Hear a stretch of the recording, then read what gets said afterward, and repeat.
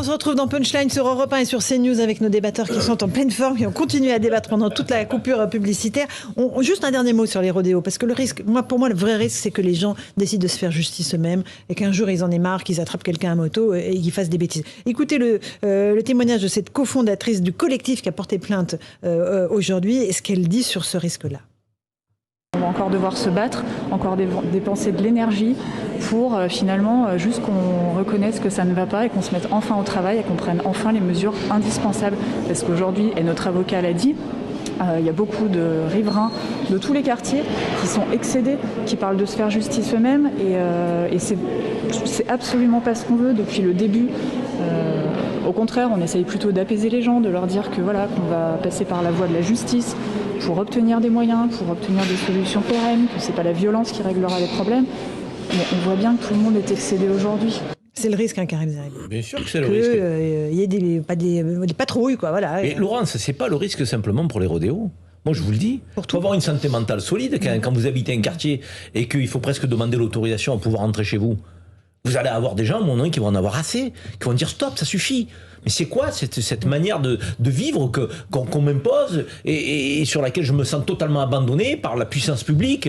Donc si on ne met pas le paquet pour mettre à mal ceux qui aujourd'hui posent des règles qui ne sont pas acceptables pour vivre ensemble. Les rodéos, oui, ça met des vies en danger, les gens en ont marre, c'est des nuisances, donc, et effectivement, ça met à mal la tranquillité publique. Et de l'autre côté, les trafiquants de drogue, donc ça met un coupe sombre des quartiers, donc ça désocialise des jeunes de 14-15 ans, donc ça les rend guetteurs, donc ça brasse des sommes astronomiques, il y a des règlements de compte, les gens sont enjambés pour entrer dans leur entrée, donc c'est pas possible. Donc si, effectivement, on n'agit pas avec beaucoup de présence policière et de la fermeté sur le plan de la justice, il y aura des gens qui auront des faiblesses à un moment donné et qui, peut-être, passeront à l'acte dramatiquement. Personne ne le souhaite.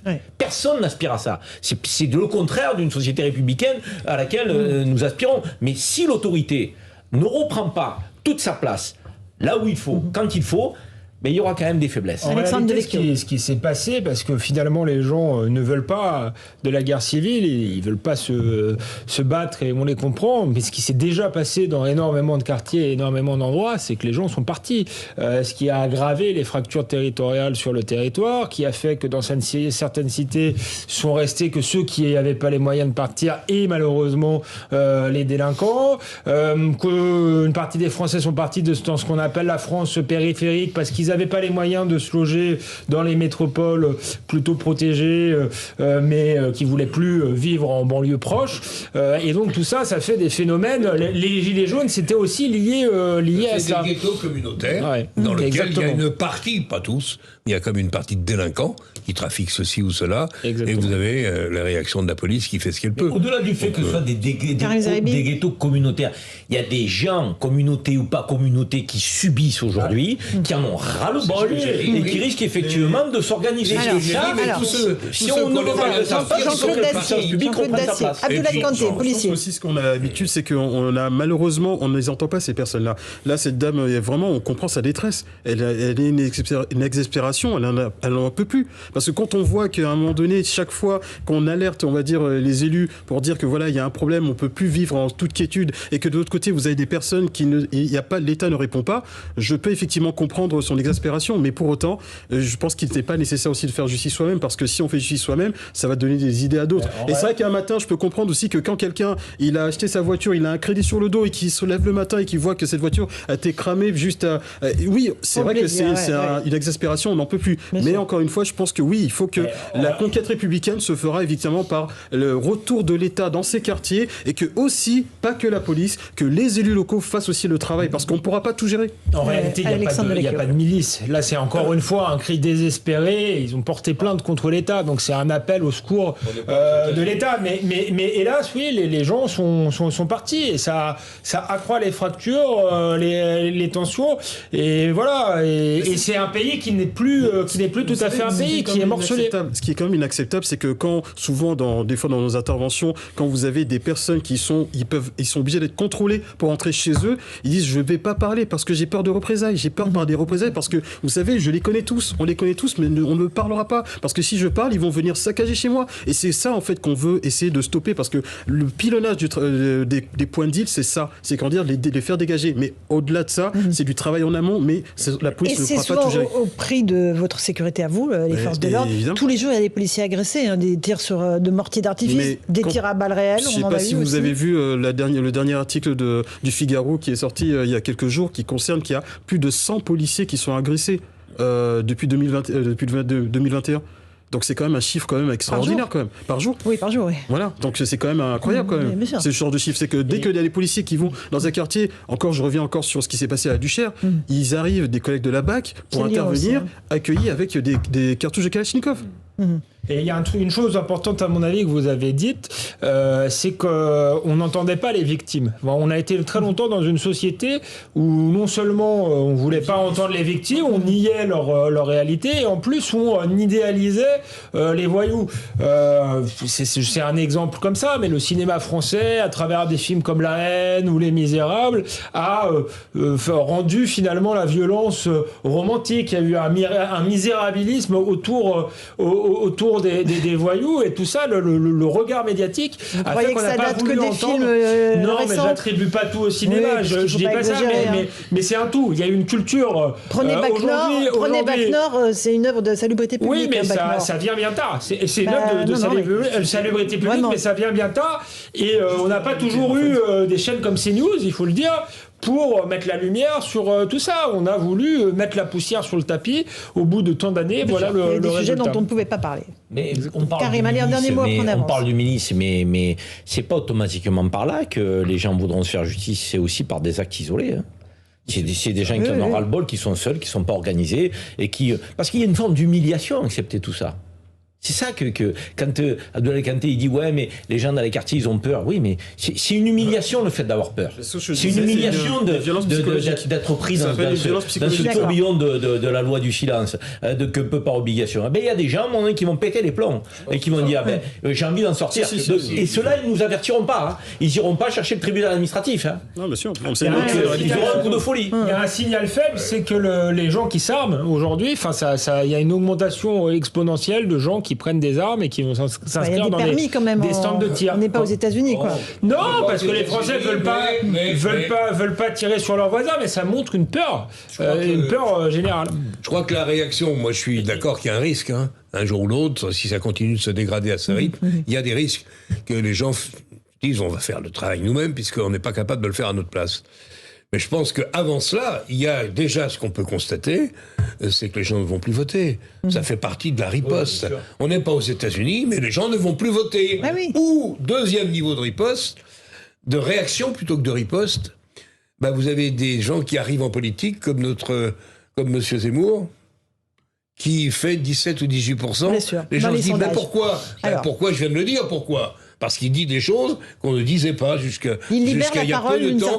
Il libère la parole et permet aux gens de dire tiens, je vais les enquiquiner pour ne pas dire plus, je vais voter pour lui. Voilà pourquoi. Moi j'en veux à ceux qui sont en responsabilité depuis des années. Hein. Parce que, encore une fois, dans ces quartiers, mettez-vous à la place des habitants. Alors effectivement, il y a une forme de désenchantement total vis-à-vis du politique. Ils ne peuvent pas y croire. Donc du coup, ils ne vont plus voter. Mais après, derrière, il y a ce sentiment d'abandon, mais qui est dévastateur. Parce qu'on dit, on veut faire communauté nationale, adhérer aux valeurs de la République, machin. Mais il faut donner du sens à cette adhésion. Oui, je suis bien d'accord. Donc, quand à un moment vous vous sentez seul, livré à vous-même, face à tous les actes de délinquance de la vie quotidienne, comment vous voulez incarner la République ? Je pense qu'effectivement... Donc, à un moment, il va falloir qu'on reprenne les choses en main avec, encore une fois, moi je le dis, même si on m'explique que les effectifs ne peuvent pas mettre un policier derrière chaque habitant, c'est pas de ça dont il s'agit. C'est des équipes de policiers, donc suffisamment armés, équipés en nombre pour aller à la reconquête de ces territoires. Et une justice qui puisse effectivement parachever le travail de ces fonctionnaires de police lorsqu'ils mettent la main sur des délinquants avec des sanctions véritables et surtout en comparution directe. Mais juste avant de faire cet appareil répressif, est-ce qu'on ne pourrait pas aussi mettre aussi en lumière l'éducation ? Parce que la responsabilisation, je pense, c'est ce qui manque aussi à un moment donné, c'est que quand vous avez ces gamins qui sont français aussi, qui s'adonnent à ce genre d'actes de délinquance ou du trafic, c'est aussi peut-être qu'il y a peut-être un manque de responsabilisation des parents. Des parents, parce que je pense aussi, oui, qu'il faut peut-être aussi les mettre aussi devant le fait accompli, leur leur dire que attention, là, vous avez un Donc gamin il faut faire des sanctions pour les parents. Mais dans les candidats de droite, il y a beaucoup de propositions d'expulser des HLM, de retirer les allocations. Mais je pense aussi que les parents, on est parents, c'est vrai que c'est difficile aussi des fois d'élever un gamin quand on est seul. Il y a aussi cette difficulté qui est là à prendre en compte. Mais je pense aussi qu'à un moment donné, il faut aussi leur mettre la responsabilisation parce que c'est ça aussi ça ne pose pas un travail de la répression. Mais Karim, comment on le fait, cette responsabilisation? Je pense que c'est complémentaire. Concrètement, comment on sanctionne les parents des jeunes délinquants? Parce que là, on parle des mineurs délinquants, du coup. Comment on sanctionne? Il y a beaucoup de propositions à droite qui est de retirer les allocations familiales, d'expulser des logements sociaux. Est-ce qu'il faut aller sur cette palette de répression-là? Je pense que l'individualisation de la peine, elle est jamais plus pertinente que dans ces cas-là. Quand vous avez une maman seule qui a un gamin de 15-16 ans qui la dépasse de 2 têtes, je suis désolé. Il faut abaisser la responsabilité pénale à 15 ans. Il doit assumer ses actes. Donc c'est lui qui paye, c'est pas la mère. Bien sûr, je ne veux pas expulser sa mère, qui se lève le matin, qui fait peut-être des ménages, qui fait tout pour qu'il s'en sorte de la société. Je vais lui enlever son logement social, je vais la mettre à la rue, je vais la rendre SDF, parce que ce petit imbécile, donc il est délinquant. Non, c'est lui qui doit à un moment donné. Mais il faut le sanctionner, lui. Après, il y a un autre cas de figure. Quand vous avez 10 ans, 12 ans, et que vous êtes dehors à minuit dans la rue, et là, excusez-moi, que vous travaillez ou que vous travaillez pas, donc il n'y a pas d'excuse. Que vous ayez élevé seul vos enfants ou que vous ayez les 2 parents, vous n'avez pas d'excuse. À 10 ans, vous n'êtes pas à minuit dans la rue. Là, c'est la responsabilité parentale. C'est pour ça qu'il faut à un moment donné jauger les situations à l'aune de ce qu'elles sont vraiment.